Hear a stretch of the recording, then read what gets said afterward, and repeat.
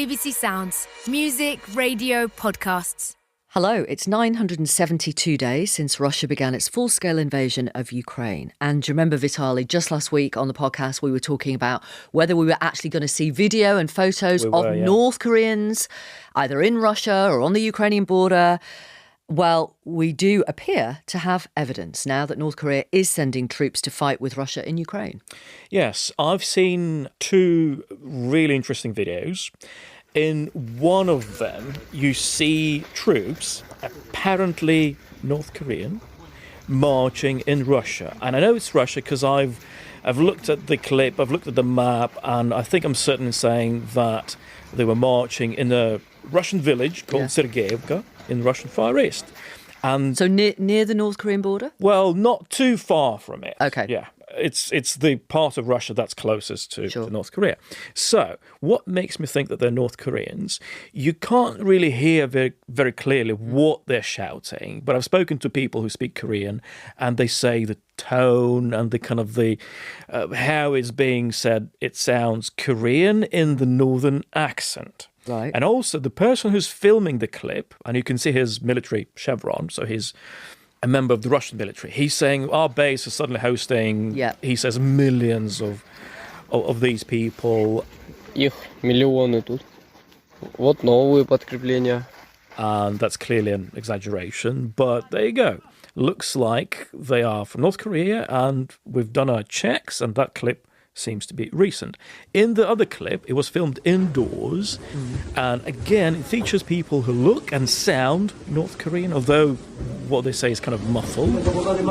They're being handed Russian military uniforms. Because it's indoors, it's very difficult, almost impossible to find out where exactly it was filmed.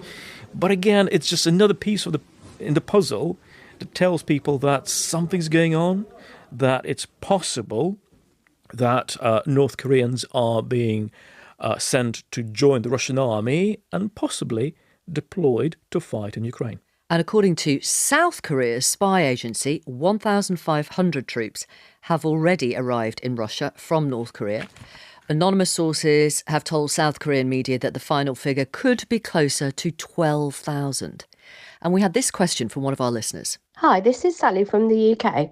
I was just wondering about what the impact will be on the war in Ukraine if there are North Korean troops that have joined Russia to fight. Will it cause the West to send in troops or not? Thank you. And we'll put this question and many others to our special guest today, General Sir Patrick Sanders. Until June, he was head of the British Army.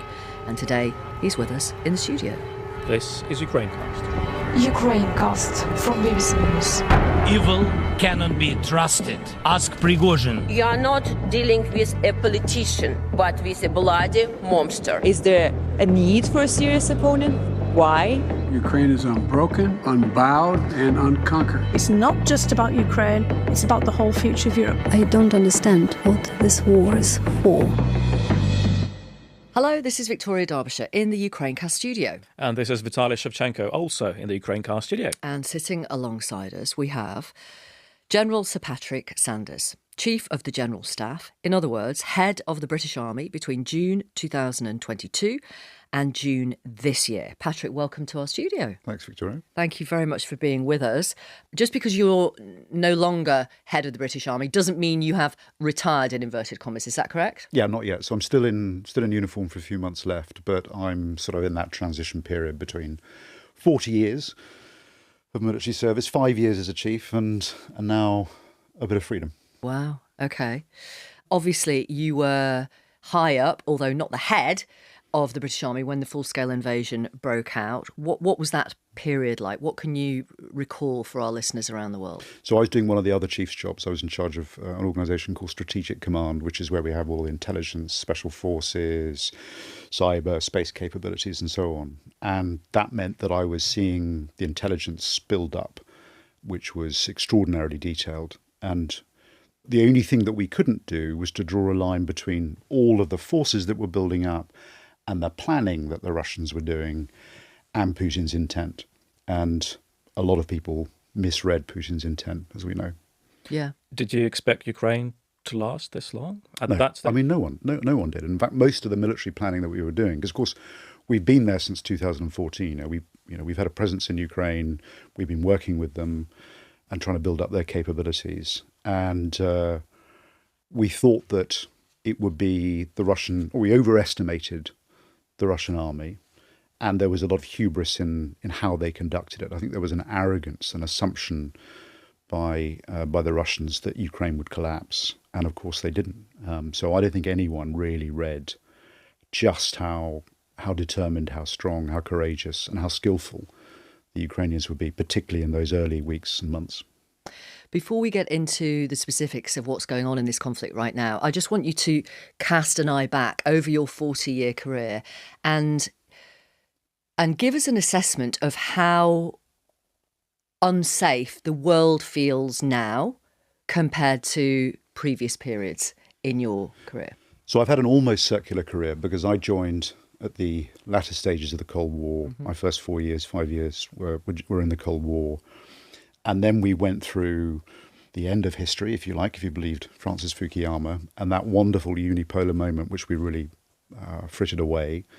And then through the Balkans, and then into the war on terror. And to my astonishment, I found myself back in Iraq. I'd grown up there as a child, and of course in Afghanistan. And now here we are back into a potential conflict, certainly a really, really serious competition with great powers, Russia, China, Iran, North Korea, this axis, if you like. And I think the world is as dangerous as I've known it, in some respects more dangerous than the Cold War, because the system, the so-called international order, which kind of kept us safe, had us in a period of extraordinary peace and prosperity for most of our lives, has ended. And we're reminded that actually that was almost unique in human history. Take the Russian experience between 900 and 1900. They only had one 25-year period of uninterrupted peace. So war is normal. It is sadly part of the human condition. And we've now got these great powers, this axis of powers, trying to overturn a world order. And I don't think that peace with Russia is possible. I think that... Ever? Certainly for the time being. Russia sees itself in an existential conflict with the West. Putin's aims are... When you say Russia, do you mean Russia or do you mean Putin? Putin's Russia. Right. And I think Putin is a product of Russian strategic culture. He's not the architect of it. And whatever follows Putin, we should assume will be just as difficult. Not necessarily as powerful, but just as difficult. So, Russia's aims are take over Ukraine, dominate its Near East, including parts of Eastern Europe, and dismantle the Euro-Atlantic security order that we enjoy. And so this isn't a crisis, this is a campaign. And we need to think of it in those terms, and it will go on for decades. So how do you deal with that situation? Because ultimately, countries like Ukraine, Russia's neighbours, are paying the price. So what should the West, NATO do to deal with this Russia that you say is in a permanent state of conflict with what it sees as its adversary? Yeah, and this is why Ukraine is so important, because if you allow Russia to prevail in Ukraine, if you follow the path we're on at the moment, which is leading inexorably at the moment to a Russian victory and a Ukrainian defeat, all we're doing at the moment is extending the timeline of that outcome. We're not altering the trajectory. Then if you allow that to happen, then, on three levels. The first level, the international order is unfrayed. So things like sovereignty, things like territorial integrity don't matter. War wins. At a European level, you begin to see the dismantling, the disintegration of the European order. The centrifugal forces that have held Europe together start to become centrifugal. And EU, NATO, these are institutions that are being tested by this conflict. And then on a practical level, you end up with a bitter and angry Ukraine, quarter of the world's grain supplies being held by Russia, all of the extraordinary military capability and technology. Ukraine is the most heavily armed country in Europe now, falling to Russia. You end up with between 5 and 8 million refugees. The cost of, we should be really clear that the cost of failure is far greater than the price of what it would take to make sure that Ukraine prevails. Is that failure avoidable? It is. And that's the point. We should be really clear about the jeopardy we're in at the moment. And this is not a crisis at some distance. We should really care about this because this is about our security. But by keeping Ukraine in the fight, and there are a number of things that we should be doing, then we can get to a point where you achieve a mutually hurting stalemate. Because as long as Putin thinks he's winning militarily, there are no incentives for him to negotiate. He'll just seek surrender and capitulation. So you've got to hurt him. And it is within our grasp to do that within the next 12 months. So what needs to be done? Well, first of all, you've got to keep Ukraine in the fight. So that means that the basics of things like ammunition, you've got to keep the supply of ammunition. It's about 2.5 million shells a year that Ukraine needs to stay in the fight. And we can do that. Even without even without American supplies at the same level as they've been at the moment. Rheinmetall, one of the biggest defence firms in Europe, think that they can outproduce in ammunition terms what the US are doing at the moment. So we can do that. We need to establish a defensive cover over Western Ukraine to protect the energy infrastructure, to set the conditions for the Ukrainians to be able to train their troops so that they're capable of offensive manoeuvre, because at the moment they're living from hand to mouth and they can't do it. And we need to give Ukraine the ability to strike deep into Russia. Yes, with Western missiles, so the Army Tactical Missile System, the Storm Shadows, but crucially investing in Ukrainian industry and ingenuity, which is producing their own indigenous deep strike capabilities. You mentioned Western provided cover over Western Ukraine. What does that involve? Shooting down Russian missiles with Western missiles over Ukraine, deploying NATO troops, NATO-operated aircraft? So it's primarily about air defence, and you can do air defence in a variety of different ways. But we haven't taken that step, moving to ensure that we're providing far better protection, air defence protection for Ukraine has got to be the first step, because it removes one of the critical Russian advantages, which is that they can deploy, up to 1,000, 1,500 more perhaps drones across the battlefield each day, and they have total transparency of the battlefield. You've got to deny them that. OK, let's go from the big picture and zoom in a little bit, because there is growing evidence, it would appear, of North Korean troops being dispatched to Russia. Here's President Zelensky speaking towards the end of last week. We know about 10,000 soldiers of North Korea that they are preparing to fight against us. Because Iran, they gave, drones, licenses to produce these drones and missiles. Yes, but not people, not officially, yes? And here we see this first step in this war, and this is the first step to a world war. And we had this question from one of our listeners. Hello, Ukrainecast, Marijn from Belgium. Does the deployment of North Korean troops means that we are at the brink of World War III this time? And does this event might open the opportunity to send NATO troops or troops on another flag into Ukraine because of the troops other than Russian are fighting too? Patrick, first of all, is this the brink of World War III? Well, first of all, we don't know yet the details or the specifics of what we're hearing about in the North Koreans, but assuming that there are, at the very least, I think it was about 1,500 special forces being described as operating in Ukraine, and possibly these 10,000. I mean, let's see as the picture becomes clearer, we can make a judgment. I mean, I think, interestingly enough, this exposes a mistake by Putin and three opportunities for the West. The first is that it shows Putin's weakness, his critical vulnerability, which is the labour shortage that they have in Russia, and the fact that he's been incredibly reluctant to mobilise beyond the partial mobilisation he did at the moment, because he knows that would bring the war home. I mean, you'd think it was home already with 600,000 casualties or so, but he's desperate to avoid another round of mobilisation. And so that tells us what he's really worried about. So if we're in the business of hurting Putin and Putin's Russia, that's one of the areas we should pursue. I think the second mistake, the second opportunity, is that this could bring South Korea's enormous defence industry, very, very advanced, very, very capable, really been sitting on the fence through the war up until now, but that could bring them into the fight, as it were. And that could offset if, God forbid, the US do begin to dry up on the weapon supplies, and they've been incredibly generous so far, then that begins to offset that. And then the third is, I think this provides the opportunity, the justification for what we were talking about just now, which is making sure that you can provide some protection, extend some protection into Ukraine.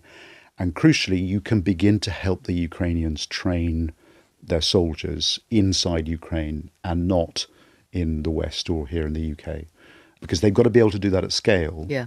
And, you know, we know that they are having problems with manpower, with mobilization in Ukraine. One of the reasons behind that, one of the crises of morale, is if soldiers are going to have their lives risks, they need to know that they've been properly equipped to do it. They've got the right equipment, they're being well led, and they're really well trained for it.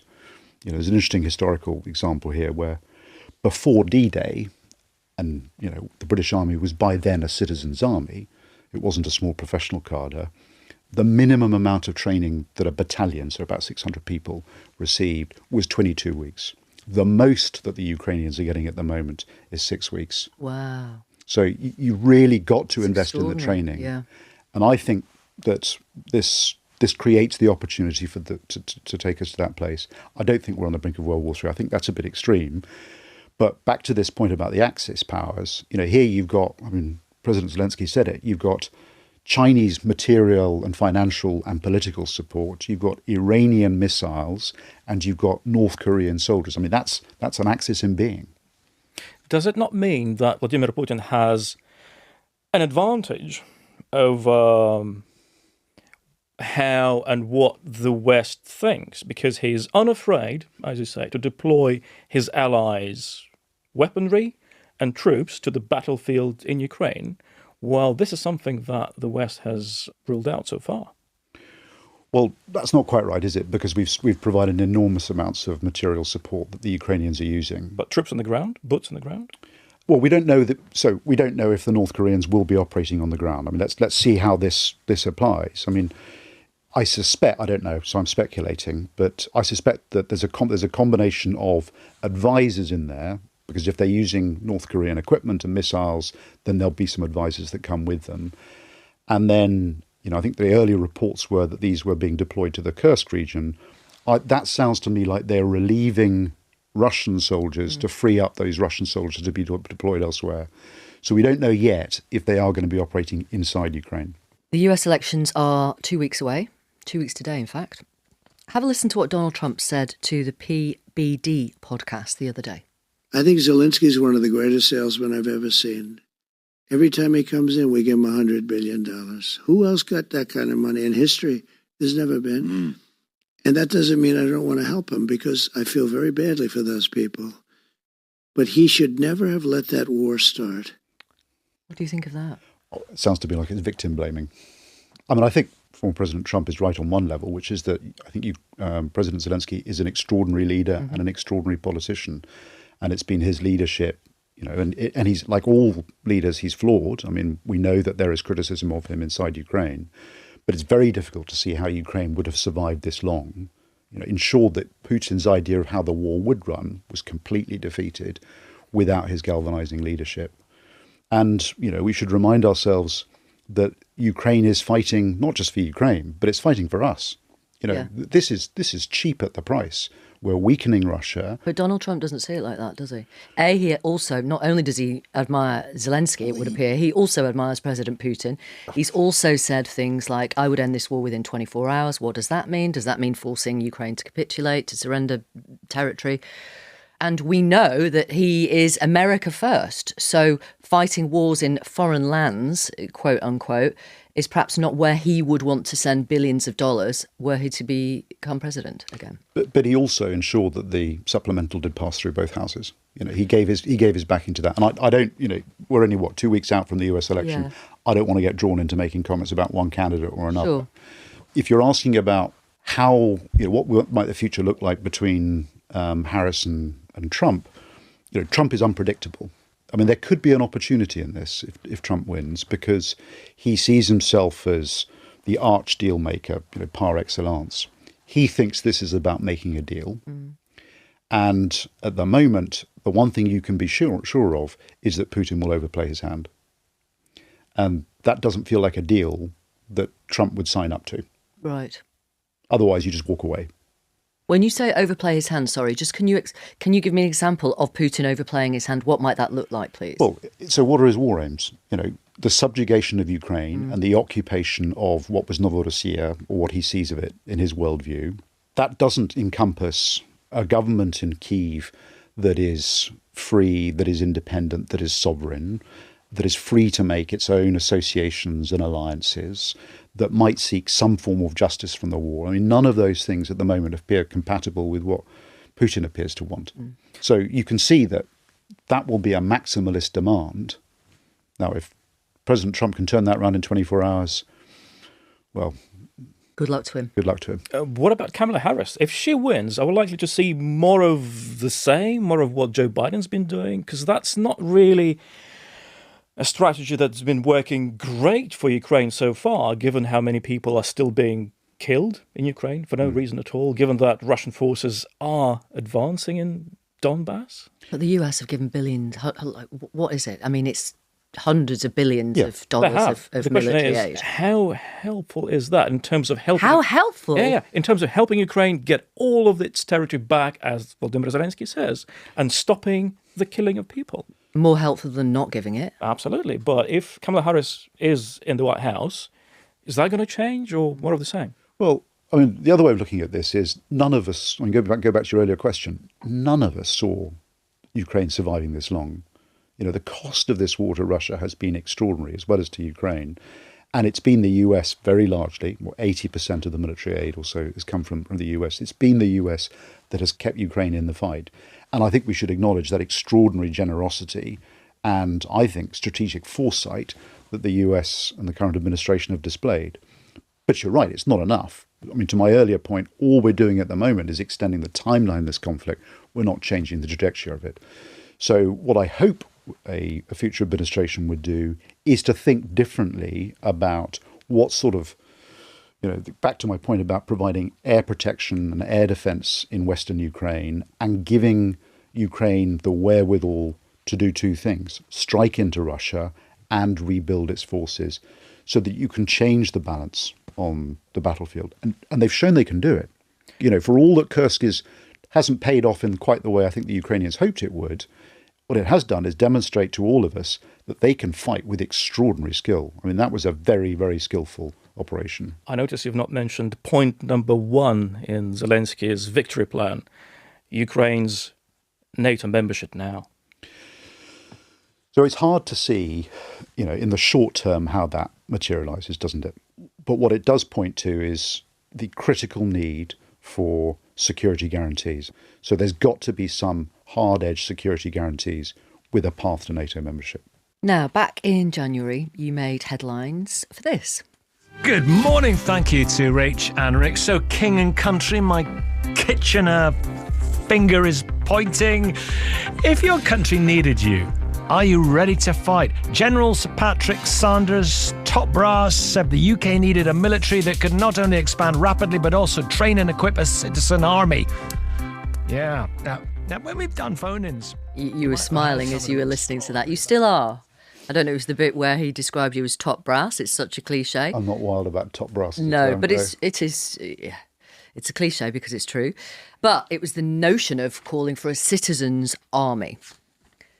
Yeah, so, I mean, I gave a speech that was, it's fair to say, probably misreported, or there was a single focus on one thing within it. And the wider point I was trying to make was about the requirement to make ourselves much more resilient. We shouldn't be shocked by this, because I wasn't calling for, at no point in that speech did I say conscription or national service or anything like that. But the point I was trying to make is that we've been lucky enough to grow up in an era where wars have been quite short.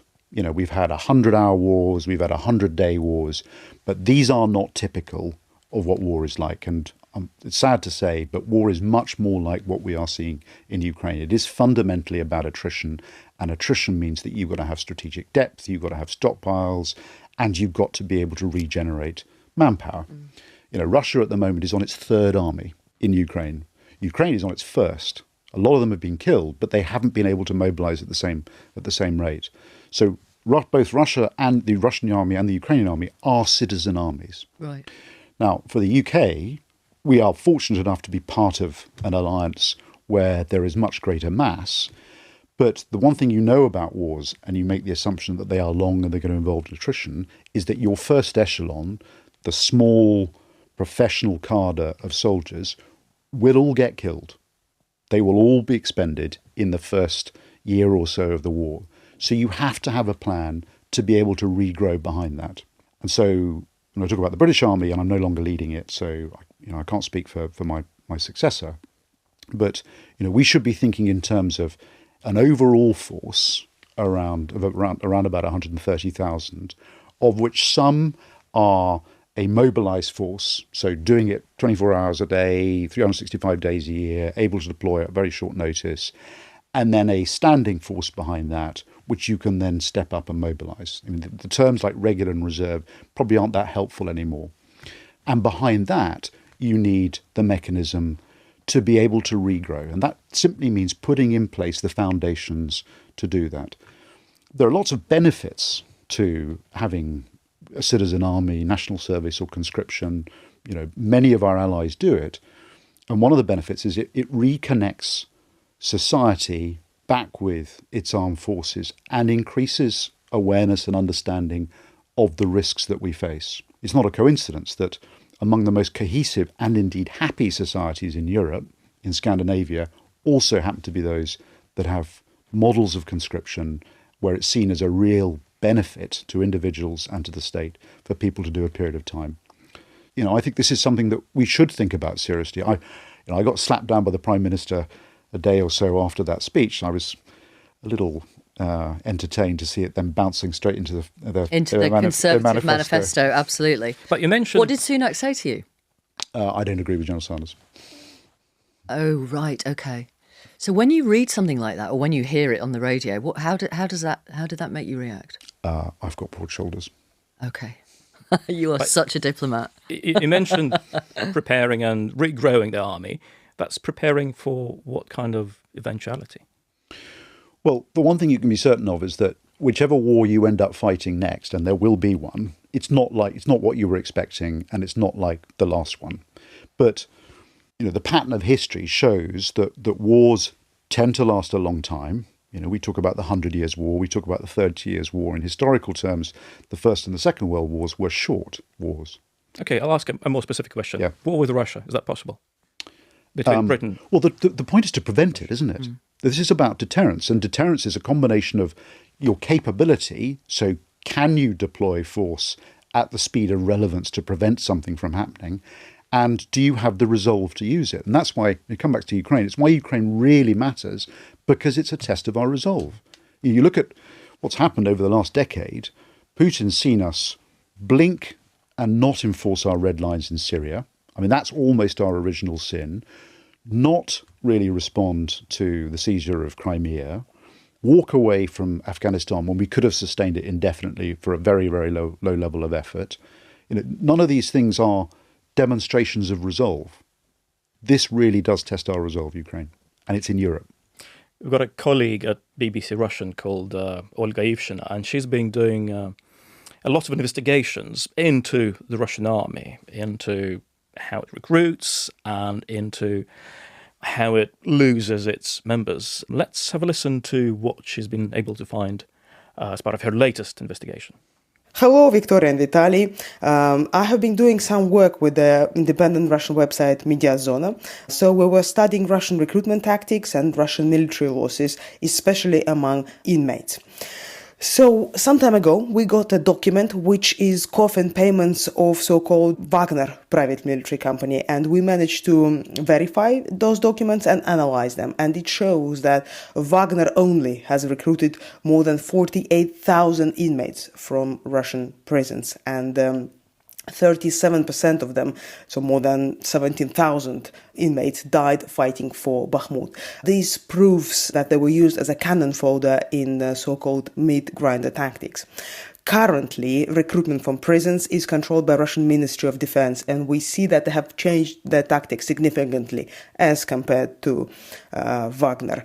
We see that now they are recruiting not only among inmates, not only among harsh criminals as Wagner did. So MOD now is recruiting almost anyone they can get hold of in prisons and also in pre-trial detention facilities. So those people who haven't stand the trial yet, so those who are only accused of a crime, they got an offer to sign a contract and go and fight in Ukraine in exchange for the charges to be dropped. Which kind of speaks to your point earlier that Putin doesn't want further mobilisation of the general population because he doesn't want to bring it home to the door of normal people. Hence this conscripting more or asking for volunteers from the prison population. And I wonder how much they're volunteers. Well, that's a very good point. Yeah. The casualty rates that the Russians are absorbing are extraordinary, and they're also completely out of disproportionate. So we think it's about a 7-to-1 ratio. So 7 Russians are killed or wounded for every Ukrainian. So, the Ukrainians are more effective, they're more lethal, and the Russian tactics are brutal, bloody, simplistic. I mean, it's not a clever scheme of manoeuvre, this, throwing human waves at trenches, but it's allowing them to advance incrementally. Not fast. No. I mean, I was talking to someone the other day who'd done a bit of research, and you would take, it is literally slower than snail's pace. Yeah, it is inches. You would get to Kyiv faster if you were a snail than if you were the Russian army. So these are not effective, they're not smart tactics, but they are brutally effective. But again, it shows you where Putin will hurt. If you force him to have to mobilise, to go into general mobilisation or another round of partial mobilisation, it increases the political risk for him. How would you feel if your army was fighting inmates, ex-convicts, prisoners? Well, it won't be the first or the last time in history that the desperate end up joining. And for some people, it's redemption. For some who have some shame for what they did, it's a way of redeeming themselves. I mean, we used to press gang people to join the Royal Navy who weren't given a choice. So there's lots of historical precedent for this. But there's so much evidence in this war about Russian brutality, about lack of respect for the norms and the laws of war, that this is no more surprising than the horrors that we saw in Bucha. How long, finally, I mean, you don't know the answer to this question, none of us do, but with your experience, how long could this conflict go on for, do you believe? Well, I think it's an awful thing to say, but the longer it goes on, the better it is for Ukraine. And that's a sort of counterintuitive thing to say. But at the moment, with Putin thinking he is winning militarily, making assumptions, correct or incorrect, about the resolve of the West, that leads you to a form of capitulation or certainly an unjust outcome for Ukraine. And Ukraine has still got this extraordinary will to fight. All of the polling, and you'll see it more than I do, points to the fact that the Ukrainian people are still prepared to fight, do not want to capitulate for Russia. And so we should help them. We should help them. And if we don't, it's not just appalling consequences for Ukraine, it's our own security that will be fundamentally undermined. Thank you very much. Thank you for your insight. Thank you for your wisdom. Thank you for your analysis. Thank you for making the journey to be with us in the studio. And please come back again. Thanks, Victoria. Thanks for talking to us. Thank you. Last week, I kind of begged you to send in voice notes and you obliged. Thank you so much, including this. Hello, Ukrainecast. This is Pippa from Scarborough in North Yorkshire. I've listened, as far as I know, to every episode of Ukrainecast, and I really appreciate it. So I really hope that you're not going to be obliged to stop anytime soon. And also, because I've listened to it a few times, I would love to have an update on Hannah and Andre and the triplets, Amelia, Olivia and Melania. It's such a touching story. I do hope they're okay. Thank you. Bye-bye. Well, we remember the triplets, don't we? We remember Hannah talking about how extraordinary it was that she actually gave birth in amongst shelling, essentially. So we got in touch with Hannah, for you, Pippa, and she sent us this. Вітаю. Дуже приємно, що ви пам'ятаєте про нас. Hello, we are really touched that you still remember us. Things are much the same here. We're staying at home and the children are growing. We still believe in victory and we hope to soon return to normal life. Every day and night is incredibly difficult for our country. The children wake up every night, but we're very grateful to our defenders who are doing everything they can to keep us safe. Our girls have grown so much. They're so smart and bright now. I'm working on their development at home. But with the constant air raids, we're not taking them to nursery. It's too frightening. I think it's better for them to stay at home. Olivia, who you'll remember spent time in intensive care when she was born, is still undergoing rehabilitation and we're still searching for her diagnosis. Many of the best doctors have left the country, so this is harder than ever. We've also had a tragedy in the family. In July, my brother's father-in-law was killed. My brother is also serving at the moment. We're all worried about him and praying for his safety. It's hard to say that things in our city, Chernihiv, have gotten quieter. There are fewer missile strikes, but we're expecting another large-scale attack. Drones fly every day and night. They fly lower now, almost right above the rooftops. The sound is terrifying. Despite the war, despite the tragedy, people are being born in Ukraine. Life goes on. People die, get killed, and the cycle of life goes on. Yeah, gives you such perspective, doesn't it? Well, thank you as always for listening, and wherever you are listening in the world, take care. Goodbye. Ukrainecast from BBC News.